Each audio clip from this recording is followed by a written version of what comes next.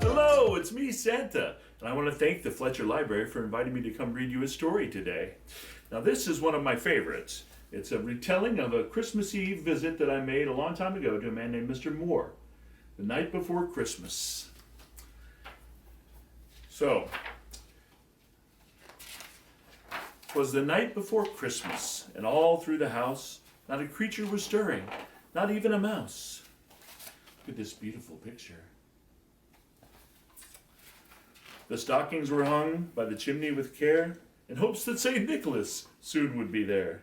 The children were nestled all snug in their beds, while visions of sugar plums danced in their heads, and Mama in her kerchief, and I in my cap, had just settled down for a long winter's nap.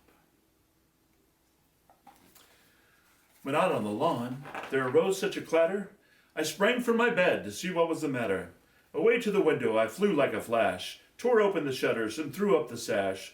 The moon on the breast of the new-fallen snow gave a luster of midday to objects below, when what to my wondering eyes should appear but a miniature sleigh and 8 tiny reindeer. With a little old driver so lively and quick, I knew in a moment that it must be Saint Nick.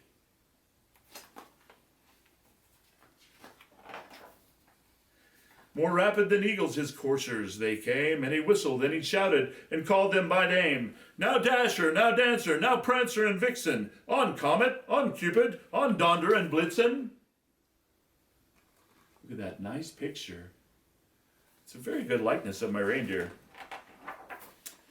To the top of the porch, to the top of the wall, now dash away, dash away, dash away all, as dry leaves that before the wild hurricane fly, when they meet with an obstacle, mount to the sky. So up to the housetop his coursers they flew, with a sleigh full of toys, and St. Nicholas too. I do remember that night. It was a beautiful night. And then in a twinkling I heard on the roof the prancing and pawing of each little hoof. As I drew in my head and was turning around, down the chimney St. Nicholas came with a bound. Can you see the sleigh up there with the reindeer on the roof? Oh. He was dressed all in fur from his head to his foot, and his clothes were all tarnished with ashes and soot.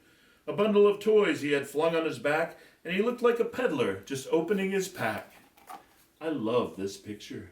Oh. So colorful, such a good representation of me delivering the toys.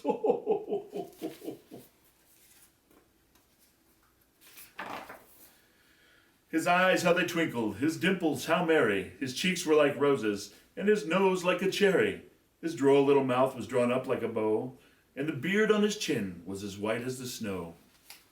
Such beautiful illustrations.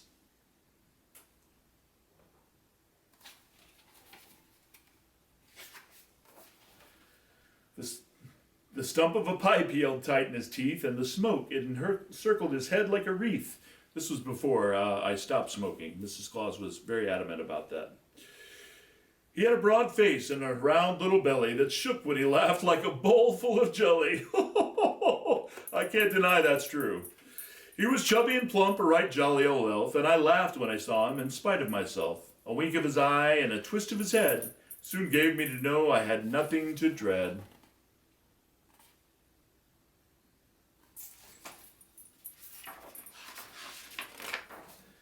He spoke not a word, but went straight to his work, and he filled all the stockings, and then turned with a jerk.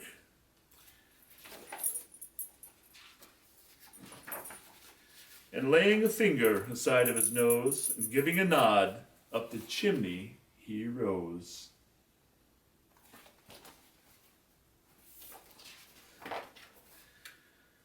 He sprang to his sleigh, to his team gave a whistle, and away they all flew like the down of a thistle. But I heard him exclaim ere he drove out of sight,